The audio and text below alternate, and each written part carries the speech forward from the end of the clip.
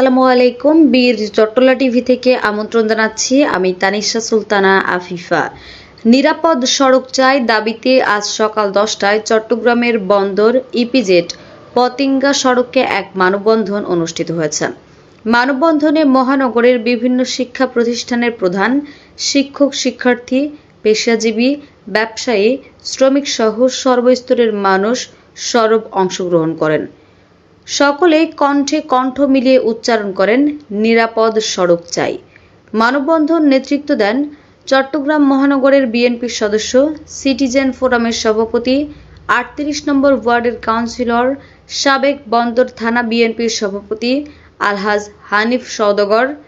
তিনি মানববন্ধনে বলেন, যানজট ও সড়ক দুর্ঘটনার অবসান ঘটিয়ে নিরাপদ ও আধুনিক সড়ক ব্যবস্থা নিশ্চিত করা এখন সময়ের দাবি।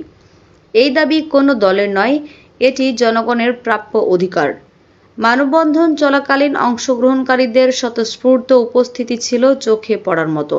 অনেকেই ব্যানার, প্ল্যাকার্ড ও হাতে লেখা স্লোগান নিয়ে মানববন্ধনে অংশগ্রহণ করেন।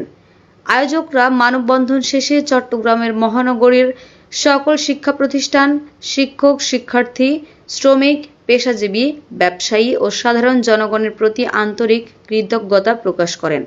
এই মানববন্ধনের মাধ্যমে আরও একবার প্রমাণিত হলো, জনগণের ঐক্য ও স্বতঃস্ফূর্ততাই পারে সমাজে পরিবর্তনের মূল চালিকা শক্তি হয়ে উঠতে। আমাদের আরও আপডেট নিউজ পেতে চোখ রাখুন বীর চট্টলা টিভিতে। ফেসবুকে ফলো, ইউটিউবে সাবস্ক্রাইব করুন।